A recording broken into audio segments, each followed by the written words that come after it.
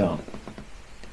Tad nesanāca iziet tiešraidē, tāpēc tagad šis ir ieraksts, ja, un tiešraidē nesanāca iziet tāpēc, kad ļoti vāja zona šeit ir šajā meža būdiņā.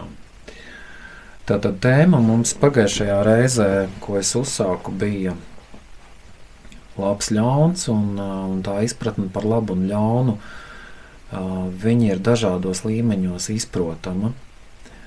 Un tas pats svarīgākais, kas no tā ir jāsaprot, ka labais ir tas, kas mūs virza, vai pareizāk sakot, ļauj dzīvot laimē, laimīguma sajūtā, un ļauns ir viss tas, kas mūsu dzīvi sagrauj un mūsu apkārtējo dzīves sagrauj. Ja? Un to tad finālā sauc par nelaimi. Tāpēc ir dažādas šīs te dainas, gan sadzīves līmeņa dainas, gan arī augstākie jau ezotēriskāk līmeņi un dievam tuvākas dainas, bet visām šīm te dainām ir tas vēstījums nāk no senču senajām dzīlēm, jā, visur ir tas jūtams tā tikumības un garīguma masas, jā, tur. Un tad, es gribēju paturpināt labumu ļaunumu tēmu, vēl te dažās dainās, un tad pāriet uz nākamo Ernesta Brastiņa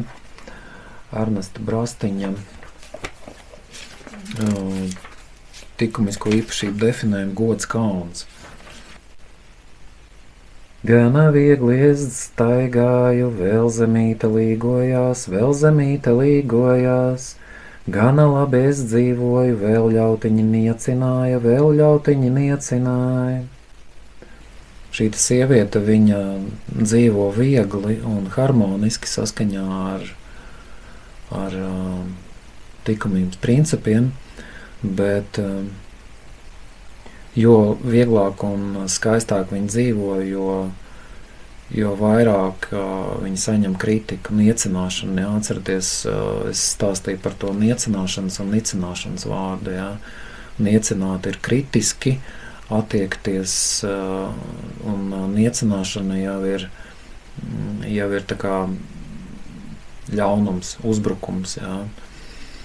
Tieši, un šī niecināšana, viņa patiesībā arī, ja mēs kritizējam cilvēkus tieši personiski un publiski, tad šiem cilvēkiem krītās enerģētika, un līdz ar to viņa apkārtējā vidē mainās enerģētika nelabākajā virzienā.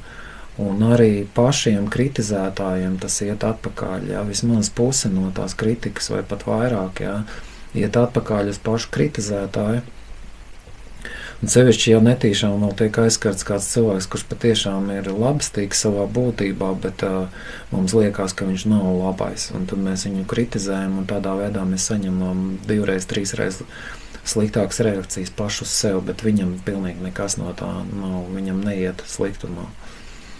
Jo viņam ir tieša un absolūta Dieva aizsardzība, un tā kā spogulī atsitās atpakaļ šī kritika, tāpēc ļoti jāuzmanās ir kritizēt dažādu līmeņu skolotājus un cilvēkus, kuri varbūt necili ārēji izskatās vai ne tā izpaužās, bet patiesībā viņiem ir labs vēstījums un viņi cenšas dzīvot pēc likumības principiem, tāpēc šī te niecināšana ir tā kā pazemināšana, ja, niecināt, ja, grūs lējiņā. Laba bija dieviņam, izsavai māmiņai, ļautiņiem tiem nelaba, tie dažādi nicināja. Un te tie jēdzieni it kā saplūst, nicināšana, bet nicināšana jau niecināšanas galējā stadija, kad cilvēks kritizē otru tik ilgi, kamēr viņam nav apmierinājuma no tā, jo enerģijas līmenis jau arī krītās. Un viņš sāk nicināt, viņš sāk vainot to otru arī pie savām emocionālām, psihiskām un fiziskām nelaimēm. Viņam sāk likties, ka tas cilvēks patiesībā kaut kā ļoti slikti ietekmē viņa dzīvi, ja, un viņš sāk nicināt viņu. Un sanāk, kad labais tiek apgriezts otrādi un padarīts par ļaunu. Un patiesībā tumsonīgajā sabiedrības daļā, kas dzīvo tumsonības tajās enerģijās, viss ir otrādi. Teiksim, tas, kas ir labs, tas ir slikts viņiem, un tas, kas ir slikts, tas ir labs. Jā. Tāpēc šobrīd šajā eksāmena laikā, šajā civilizācijas eksāmena laikā tā arī notiek, kad labais ir apgriezts otrādi un padarīts par sliktu, jā, un viss sliktais tiek iznests ārpusē un postulēts un visādā veidā aktivizēts, jā, un atbalstīts. Bet tas ir tāds savu veidu filtrs, tāpēc, kad cilvēki, kuri nostājās tumsonības pusē, viņi ir zaudētāji, uzreiz tas tā nav jūtams, bet pēc kaut kāda laika viņi pazaudē visu savu godu un cieņu, un uz daudzām inkarnācijām arī pazaudē kaut kādas iespējas izvirzīties un kaut ko vadīt un veidot, jā.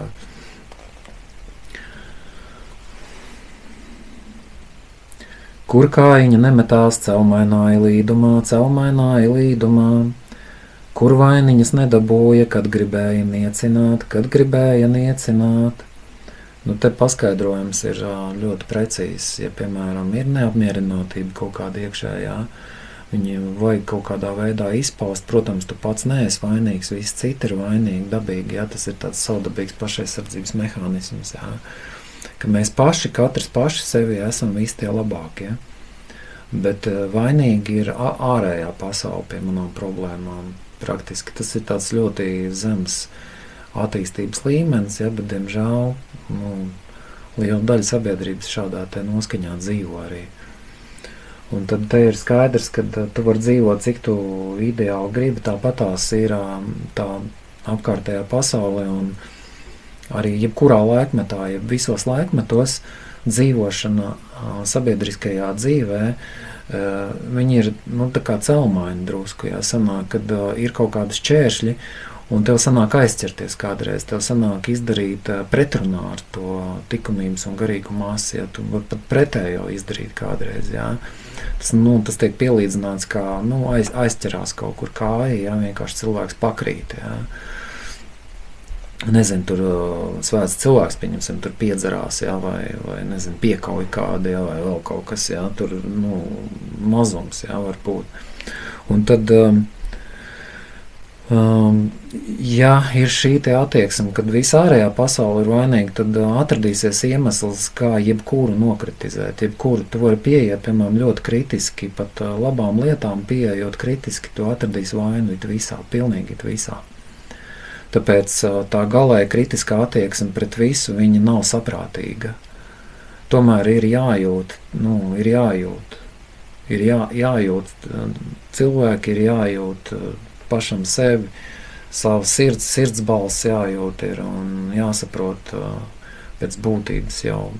Bez nekādas izglītības, tur nav vajadzīga izglītība, lai sajustu labumu un ļaunumu vibrāciju līmenī, jā.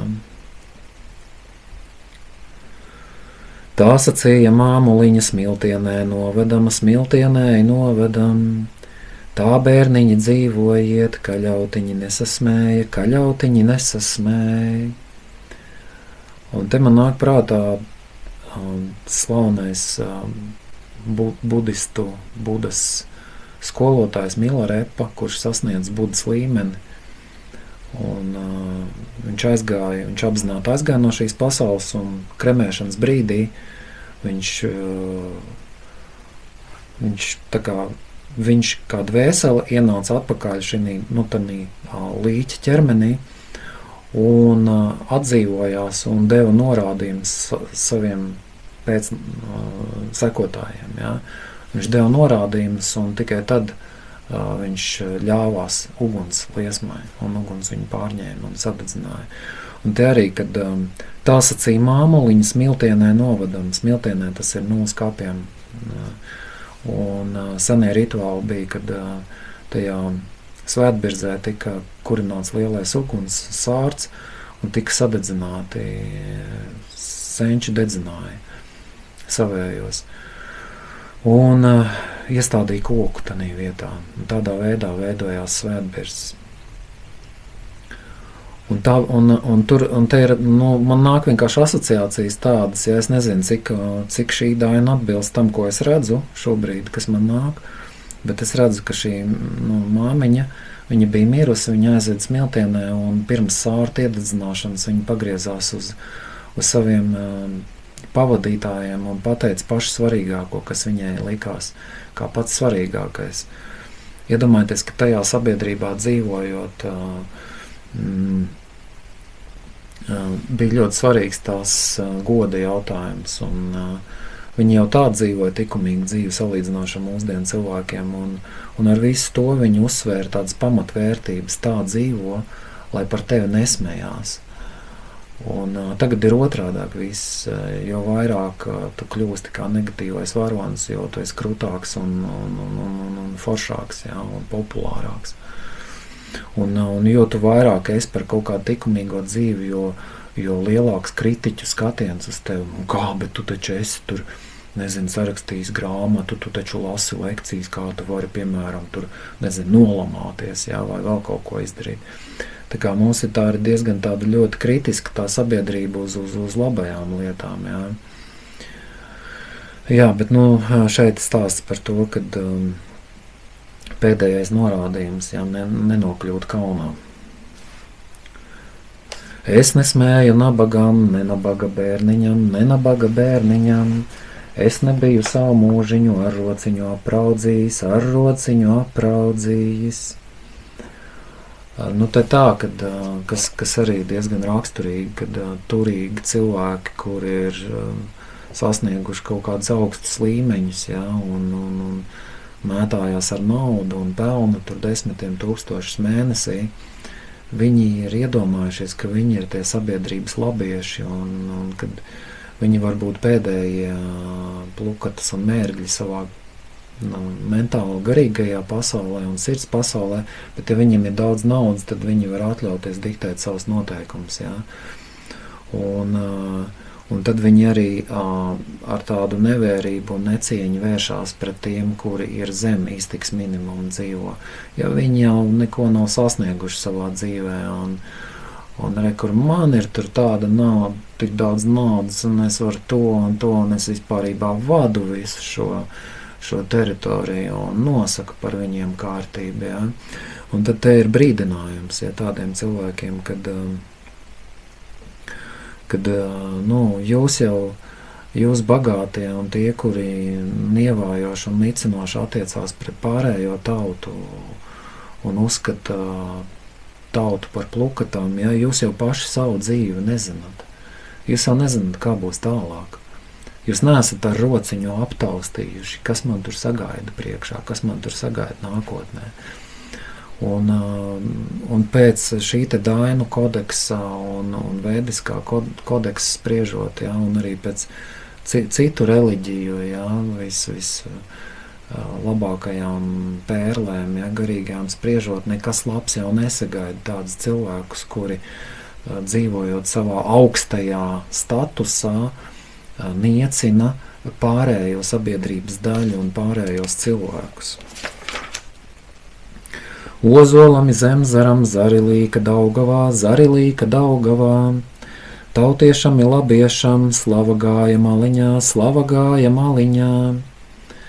Te redz, tanī laikā labietis, tas, kuram ir daudz naudas, daudz materiālās bagātības, viņš atbilda arī šim te likumības un garīguma principam, jā. Es tagad negribu runāt par laika periodiem, ja, visticamāk, ka tas ir pirms krustneša iebrukuma, ja, jo tad, kad iebruka šeit melnsvārči, tad praktiski visa tā senā daina kultūra tika pakāpeniski vairāku gadsimtu laikā iznīcināta, ja, un visa likumīgā tauta tika padarīta par grēciniekiem, ja. Ja, tas tika mērķiecīgi viss veikts un izpildīts, ja, lai ievies šo te melnsvārču biznesu, ja. Lūk, bet tad arī tauta jau, tas bija tas dzeles laikmeta, tā bija dzeles laikmeta ienākšana šeit Latvijā, tas ir kaut kādi 1000 gadu atpakaļ, plus mīnus tur 900 gadu atpakaļ.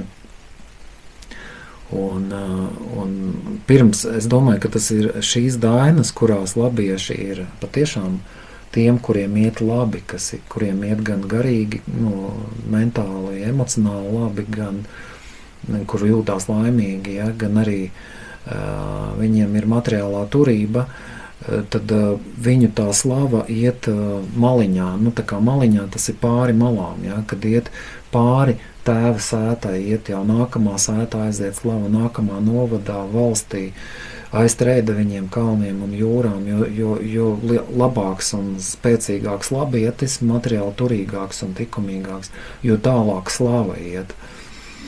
Tagad līdzinājā laikmetā, ja es saku līdzinājā, tāpēc, ka šis laikmets arī tagad ir uz izmaiņu robežas un mainās viss. Bet līdzinājā sabiedrībā bija viss savādāk, viss otrādi. Ja. Bija tā, ka ja tu esi labietis, ja tev ir nauda, tu vari būt ļoti populārs un slavens, ja tu esi netikumīgs, tad tas vēl krūtāk. Ja. Tāpēc jā, šeit ir pilnīgi cits laikmets. Un ļoti daudz ir runāt par katru no šīm dainām. Es vienkārši tikai eju cauri un izskatu šo te dainu pasaules skatiem. Man nāk informācija, man nāk vīzijas, man nāk redzējumi. Dainu lasīšana ir ļoti, ļoti labvēlīga priekš pārdomām, dzīves pārdomām.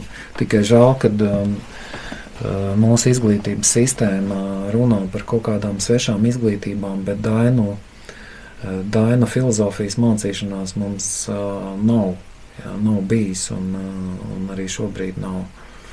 Bet nākotnē es domāju, ka šādu mācību vajadzēs, jo tā ir likumības mācība, tā ir tā kā dievišķā ass, kas ir mūsu senču kultūra.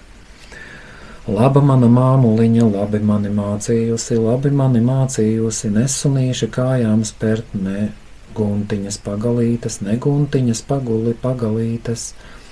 Tas pats, ja, ko es jau iepriekšējā tajā tiešraidē, ja, kas bija, es jau par to runāju, kad uguns ir dzīva būtne un suns ir dzīva būtne, un tā ir attieksme.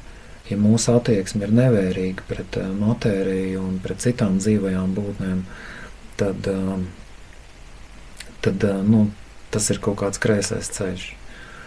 Laba mana māmuliņa, labi mani mācījusi. Ja, tas nozīmē, ka starp citu arī par sievišķo enerģiju, ja, ka sievietes bija tās, kas tradīciju turēja, nodeva tālāk, tāpēc, ka tieši iet runa par dzelzs laikmetu, ja, par šo te pēdējiem 1000 gadiem apmēram plus mīnus.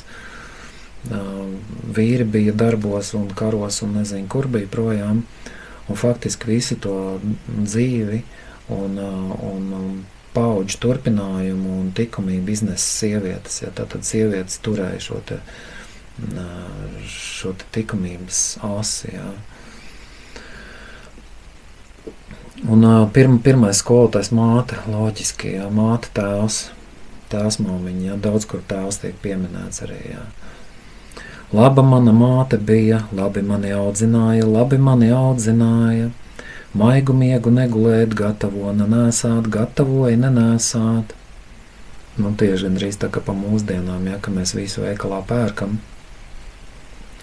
Jo tas augstākais matērijas sasnieguma līmenis, ka tu pats tavu māte vai tavu māsa, ja runā par vīriešiem, tad vīrietim nav jau pašam jātaisa savas drēbes, bet viņa māsa, tuvākā radiniece, teiksim, izveido viņam apģērbu kolekciju, kurā ir iejausts iekšā visas aizsardzības zīmes un labvēlīgās zīmes un no laba auduma, ja, kas ir lins vilna, kas ir iegūts arī no labām saimniecībām, no labiem cilvēkiem. Ja. Tad arī tas tiek uzskatīts par labuma tikumu, ja, kad nevis tu ņem kaut kādas pirktās mantas, ja, bet kad, līdz tam ir ļoti tālu, šai sabiedrībai līdz tam tiešām ir ļoti tālu. Ir atsevišķi izņēmumi, bet tā tas ir. Un maigu miegu negulēt, tas nozīmē, ka tiešām miegs tiek pielīdzināts tumsībai, tumsonībai, un ir vajadzīgais miegs, kas ir vajadzīgs, kaut kāds noteikts stundas diennaktī, no 10 līdz 2, pēc tam var droši celties augšā un darīt jau kaut kādas rīta darbības. Vairāk tas, es domāju, kad ir saistīts ar savu personisko praksi, jogu un elpošanas un grāmatas studiņas un tam līdzīgi. Tikai tad var slēgties klāt sabiedriskajām lietām un ģimenē, Un te ir tā, ka jo ilgāk guļ, jo tā kā vairāk laiks aiziet vienkārši. Un sevi šajā laikmetā, kad laiks ir saīsināts, tas ir pilnīgi acīm redzams un arī fizikāli pierādīts jau, kad laiks ir divreiz saīsināts vai pat vairāk jau. Kad jāsaprot, kādas ir prioritātes dzīvē, kas ir svarīgākais. Vai, piemēram, svarīgākais ir visu laiku piķi pelnīt, es gribu tā tieši arī pateikt, jo nekas cits tas nav, ja iet pāri mēram, ja tu visu savu dzīvi veltīsi tikai naudas pelnīšanai, tad tas ir piķis.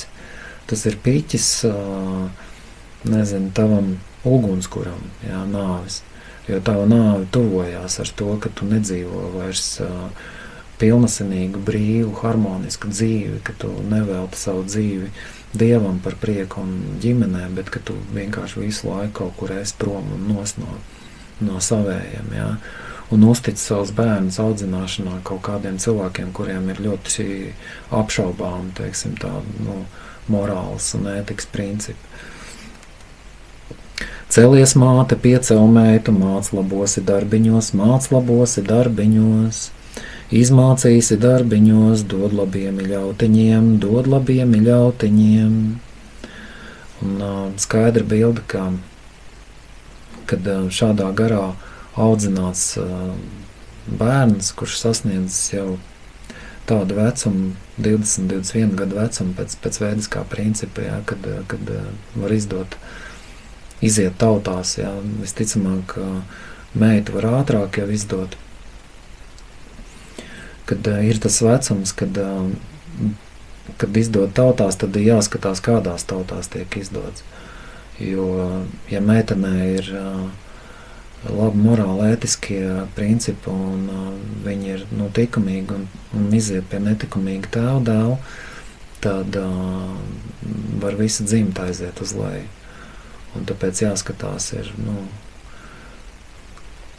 pie kā izdot, Labi, mani māte māca, kā pašai izdarīt, ciemā ilgi nedzīvot, sētā bargi nerunāt.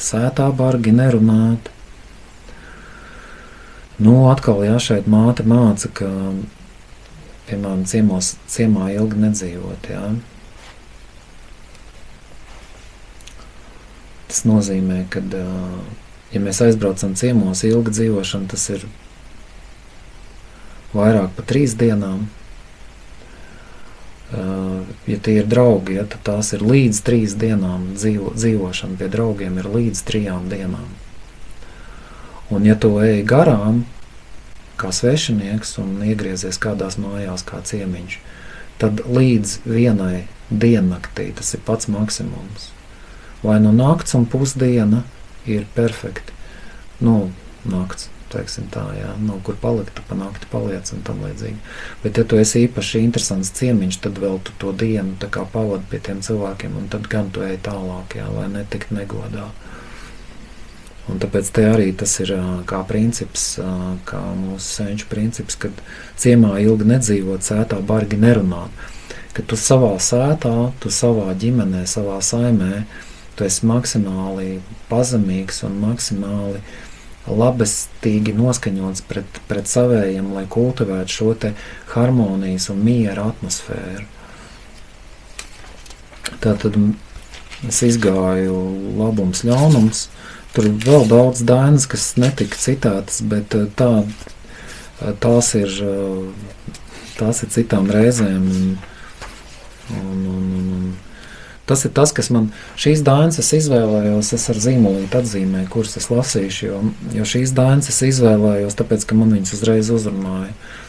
Pēc pusgada paceļot šo grāmatiņu, man iekritīs acīs cita daina, es izlasīšu citu dainu, un arī būs šis te pārdomas un domas par to, kas tur ir.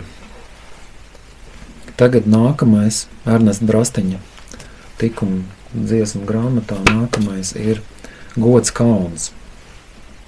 Starp citu, pie visa šī es gribu pareklamēt savas grāmatas Laimes pēdās pārizdošanu. Ja. Un ir savākti kaut kādi līdzekļi, apmēram 500 eiro, bet ir vajadzīgi vēl vismaz 1000 eiro. Un es nevācu ziedojumus, bet tā ideja tāda, ka cilvēki man samaksā naudu. Viņi tā kā nopērk grāmatu, pirms grāmata ir izdota. Un šobrīd es atvainojos, protams, tiem cilvēkiem, kuri ir man kontā, Laimes pēdu kontā iemaksājuši naudiņu, bet vēl nenotiek nekādas kustības, nekādas reakcijas. Jā. Tas ir tāpēc, ka aizkavējās šie te izdošanas darbi dēļ naudiņas. Un zem šī video apakšā tātad es ielikšu savu konta numuru, un jūs varat tur iemaksāt naudu un uzrakstīt, cik eksemplārs jūs gribat par grāmatu. Tāda eksemplāra cena būs tiem, kas būs iemaksājuši šo naudu, būs 5 eiro, priekš pārējiem būs 20 eiro šī grāmata maksās. Jā. No 15 līdz 20 eiro. Tāpēc grāmata ir tieši arī par šīm te pašām īpašībām. Un man cilvēki jautā, kad būs, un es saprotu, ka viņa ir vēlreiz jāpārizdod, lai viņi iet tautiņās, jo nebija liels metiens, es izdevu par rokām šo grāmatu, bet izskatās, ka vēlreiz jāpārizdod. Un no tāda zinātniskā viedokļa, ja, no tāda, lingvistisko zinātnieku, folkloristisko un visādu citu zinātnieku viedokļu varbūt šai grāmatai nav tāda vērtība, kā tīri no cilvēciskā viedokļa, jo šeit ir mans dvēseles ziņojums. Šī grāmata ir rakstīta 20 gadus un pārrakstīta un vēlreiz rakstīta. Un šeit ir atstāts pats svarīgākais, ka pat šodien, viņu, teiksim, atverot, es izlasīju par dažām īpašībām, un es saprotu, ka, jā, man nav kauns par šo grāmatu. Tāpēc, un ir pagājuši jau kaut kādi gadi, kopš es viņu izdevu, un vēl joprojām viņa ir tāda, par kuru nav kauns. Protams, atsevišķās vietās varētu kaut ko pārrakstīt un tam līdzīgi, bet... Un tātad, saņemot šos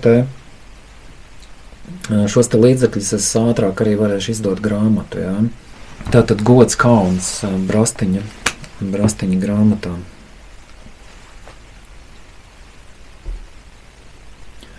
Vai kauniņi ar godiņu abi līdzi piedzīmuši, kas kauniņu kaunējas, tas godiņu paturēj. Kas kauniņu kaunējas, tas godiņu paturēj, tas godiņu paturēj. Vai kauniņis ar godiņu abi līdzi piedzīmuši, vai kauniņis ar godiņu abi līdzi piedzīmuši. Kas kauniņu kaunējās, tas godiņu paturēja. Un kas ir gods, kas ir kauns? Jā. Gods ir nevelti ir vārds god. Tas ir angļu vācu valodā, jā, Dievs. Un mums tas ir, kas ir Dievs mums? Tātad, kā mēs varam Dievu pasauli kopt šeit, uz šīs zemes. Tas ir turot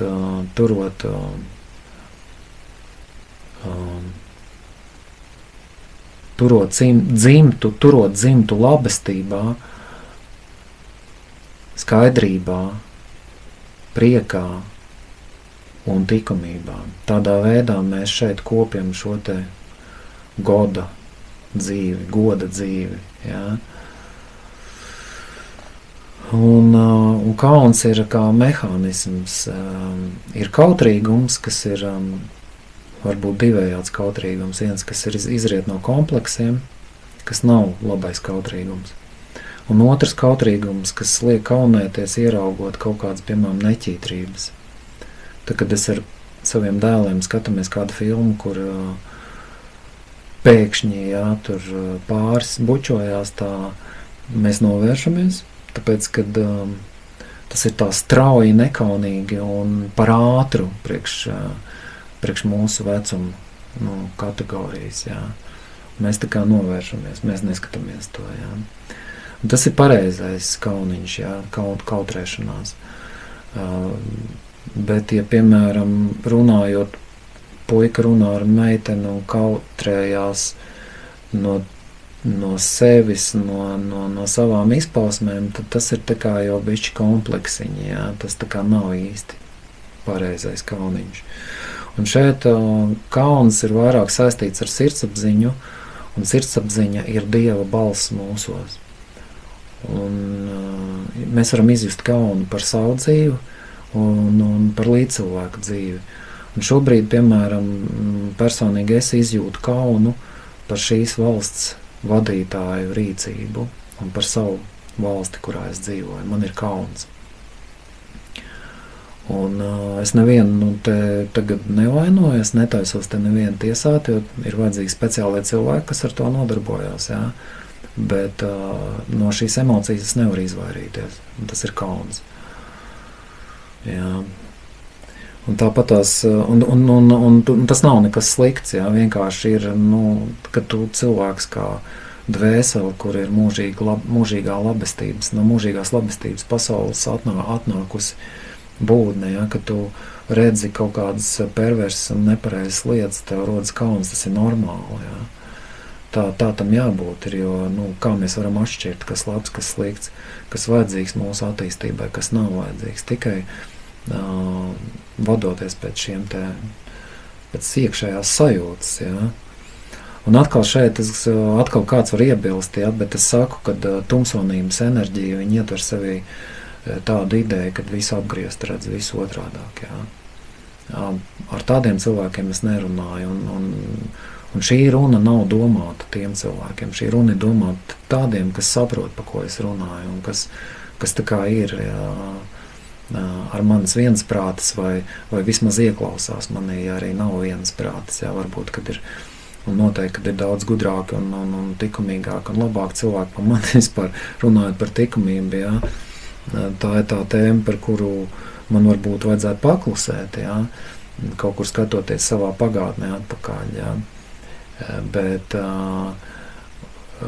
katrā ziņā ir jābūt pozitīvai paškritikai. Tas nozīmē to, ka, ja tu pielaidi kļūdas savā dzīvē, jā, tad nevajag visu mūžu sev sist ar pletnēm, bet tev vajag izmainīt savu dzīvi tā, lai šādas lietas, kas ir bijušas tavā dzīvē, lai vairs neatkārtotos, jā. Un tas ir ceļš, jā. Un tieši par ceļu nākamā daina. Protat kaunu jaunas meitas, lasāt kokus no celiņa, lasāt kokus no celiņa. Dieviņš jāja laime brauca, pakrīt laimes kumeliņš, pakrīt laimes kumeliņš. Un šeit nav taka, bet šeit ir ceļš. Un tas ir salīdzināts ar dzīves ceļu. Un atkal šis te matriarchālais, pozitīvā nozīmē matriarchālais skatījums, kad meitenes ir tās, kas izaugs par sievām un sievietēm, lielām ģimenes mātēm. Un uz viņām ir tā atbildība pieskatīt šo tikumību. Un ja dzīves ceļā mētājās visādas pagals un ir bedres, tad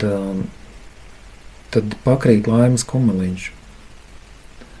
Dievs jāja pa priekšu, Dievs tā tad ir vadošais, šī te vīrišķā enerģija jā, ir vadošā, un sieviete laima un laime ir sinonīmi, ja, nevelti, ja, tāpēc, ka tā ir gan dievība, gan arī noskaņa un sajūta. Un laime ir tad, kad ceļš ir tīrs no šķēršļiem, un kas ir šķēršļi mūsu dzīvēs, ja, par to var te var veselu lekciju nolasīt no šīs dainas. Par to vēl daudz vajadzēs runāt. tie ir dažādi netikumi, no kā jākaunās. Ir dažādas nepareizas lietas, ko mēs darām, ko katrs mēs darām, no kā vajadzētu izvairīties. Jā. Katram kaut kādas sīkuma vai lielas lietas vai mazas, ja kaut kas ir, kas jāmaina ir. Protiet kaunu sveši ļaudi, seglojieti kumeliņus, jau saulīte tai laikā, kad vakarā atjājāt, kad vakarī atjājāt. Un te ir tas, ko es iepriekš teicu par to, ka tā viena diena, uzturēšanās diena, ka tā jau ir, jau par daudz jau faktiski. Cilvēks, kurš svešs cilvēks apmetās pie kāda mājās, viņš maksimums vienu diennakti var pavadīt tur, jo tad viņš jau kļūst par parazītu. Viņš vienkārši izmanto cilvēku labestību. Un sevišķi viņš nekādu neatstāja dāvanu, vēl pēc tam viņš aiziet tālāk. Jo jāatstāja ir ciemkukuls, jāatstāja dāvanu. Var neatstāt arī, bet tad ir jāprotās. Tad, teiksim, cilvēks paliek pa nakti, iet tālāk, Jauna meita kaunu bēga, saujā nesa dvēselīti, izmirkusi, sasausi, brienrasiņu dziedādama. Te var redzēt, ka meitene viņa nokļūst tādā situācijā, ka viņa ir ar puišiem vai ar puisi kaut kur divatā, un ir visas iespējas viņai pazaudēt nevainību. Un viņa pārvar savas dziņas un visu to situāciju, kas tur ir izveidojusies, viņa aizbēga no turienes. Viņa aizbēga un vai nu vēl vakarā vai agri no rīta brienu rasu, viņa dodas uz mājām, pilnīgi augsti viņai ir, un slapši ir brienu rasiņu dziedādam. Un saujā nesa dvēselīti. Tad var iztēloties, ka viņa ka dvēsele ir šis te plus kods, tas ir tas Dieva kods šeit ir. Un ja viņa pārgulētu ar to puisi un zaudētu nevainīgu un vainagu savu tā saucamo vainagdziņu, tad viņa nokļūtu negodā enerģētiski un to pamanītu laika gaitā. Un tad aiziet tautās runas un sabojājās autoritāte, sabojājās priekšstats par šo ģimeni, par šo saimi, par nākamo saimi un tā tālāk. Tāpēc tik svarīgi bija tomēr nosargāt savu vainagu līdz, savu nevainību nosargāt līdz laulībai. Labāk skaisti padziedam, nekā blēņas runājam. Dziesmas kauna nedarīja, kāda ar blēņu valodiņas. Un te vēl un vēlreiz atkārtojās dažādos tekstos, atkārtojās viens un tas pats par to, kad, ja runā, tad runā lakoniski un par lietu, vai arī dziedi, un tā dziedāšana nekad nav bijusi tā kā negatīva. Vienīgais izņēmums ir tāda dziedājuma kā mūsdienās, kas ir zem jostas vietas. Tie šādu dziesmu vibrāciju ved uz leju. Bet iet runa par dziesmām, kas ved pie Dieva. Un blēņu valodas, tas ir visādas muļķības muldēt. Satiekās vīrieši, mums tas ir raksturīgi. Mēs satiekamies čomi un sākam bliest visādi. Kaut kādas sēnals vienkārši tiek dzenātas šurp turp. Un jēga nekāda nav no tādas runāšanas. Vienkārši ne uz kurien tas neved. Un visi mēs tur papļurkstam un mēs esam atpūtušies. Bet kur tas ir mūsu virzījis, mums tas nav labāks padarījis, mēs tikai esam pamērījušies ar krāniņiem un viss. Tāpēc dziedāšana ir kā viena no svarīgākajām tām prakses daļām dziedāt Dievu dziesmas. Te daudz dainas ir par Dievu dziesmām, starp citu. Man ir Dievu dziesmu grāmata. Labāk grezni padziedāju, nekā niekus daudz runāju, Dievam tīka greznas dziesmas, ļaudīmnieku valodiņas. Sēdais galda nodzied dziesmu, tas Dievam piederās, aizjūt skaisti, pabrauc skaisti, tas ļaudīmi patīkās. Jo man sūri, jo man grūti, jo es grezni padziedāju, Dievam tīka greznas dziesmas, skauģim gaužas asariņas. Lai kur biju dziedu dziesmu, tas Dievam patīkās, nes ar godu vaiņa dziņu, tas jaunai piederās. Tad skaidra bilde par šo. Tā es jūtu, kad es sāku nogurt jau. Šķiet, ka pēcpusdienas saulīte atspīdēja, cik mums pulkstens ir. Tagad jau 13:30 jau saule rietā jau sāka iet virzīties. Ziema. Tā. Un tas, kad saule tikko parādījās, tā arī laba zīme, starp citu, ir daudz labas zīmes. Vakar varavīksni bija, tāpēc, ka bija pareizais prāta noskaņojums. Tagad šīs lietas runājot. Saulīte parādās, un ir skaidrs, ka dzīvojot saiknē ar sevi un ar savu Dievu, mēs nevaram neko nepareizi izdarīt šajā dzīvē. Un pat ja mēs izdarām kaut kādas kļūdas, tad šīs kļūdas, viņas tā kā viņas kaut kur uzsūcās un pazūd. Viņas pazūd kaut kādā melnajā caurumā un viss un izzūd, ja, tāpēc, ka tas tiek piedots. Jo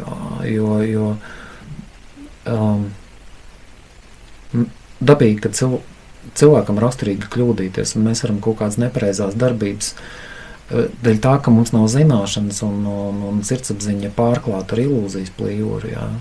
Ar šo te matērijas plīvuru, mums ir grūti ieraudzīt patiesību, un dēļ tā mēs bieži vien kaut kādas kļūdas izdaram, jā. Bet ja mēs tiecamies, ja mums ir šī tā iekšējā tieksme uz labu, tad mums visu laiku tiek piespēlētas situācijas, kur mēs varam kaut ko izmainīt savā dzīvē un pārējāt savā dzīvēs pozitīvi.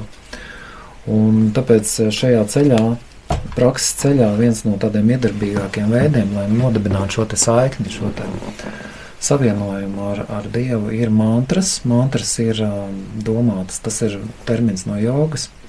Mums varētu būt tas vārds daudzinājums, saiknes daudzinājums, kur mēs atkārtojam kaut kādas sakrālās frāzes vairākas reizes pēc kārtas. Jo šīs saiknes daudzinājumi, viņi mums, viņas tā kā dzirnaviņas, kuras izmaļ mūsu iekšējos monologus, dialogus, ja izmaļ un atbrīvo mūs no prāta kaut kādiem mežģiem.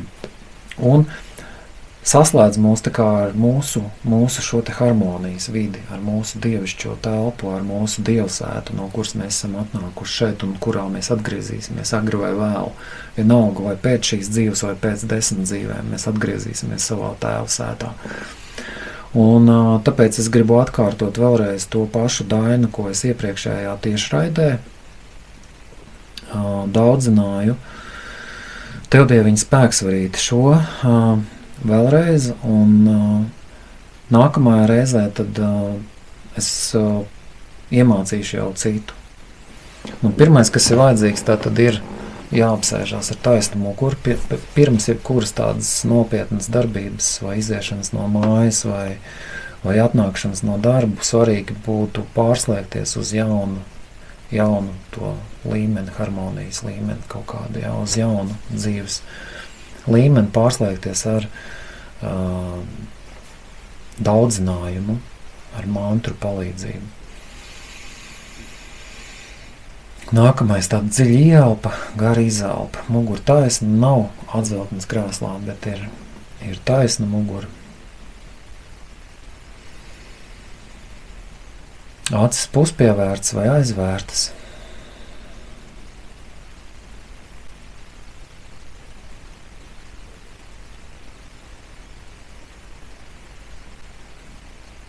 Un tagad es izslēdzu šo te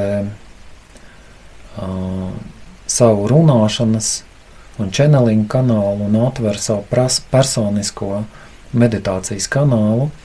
Un tāpat arī jūs, kad jūs to izdarīsiet, tagad, piemēram, ja jūs to darat, jā, tad arī tieši tādā pašā veidā jūs jutīsiet, ka jūsos atgriežās jūsu telpa, jūsu sirds telpa jūsos atgriežās.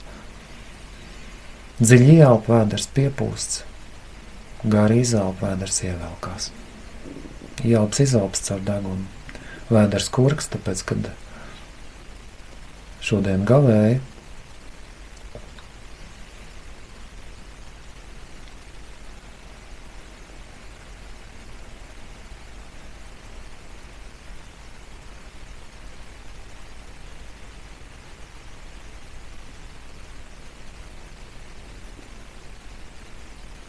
Tev dieviņa spēks varīta, tev gudrēsi padomiņš.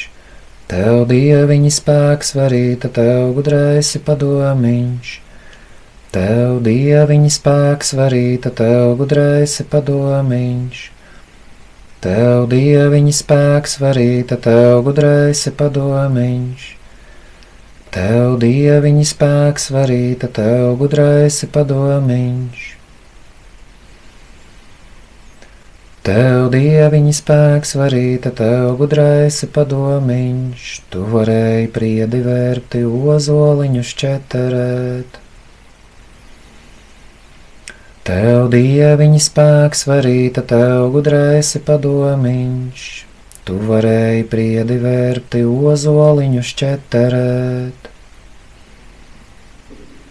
Tev dieviņa spēks varīta, tev gudrēsi padomiņš, tu varēji priedi vērpti ozoliņus četerēt, ozoliņus četerēt.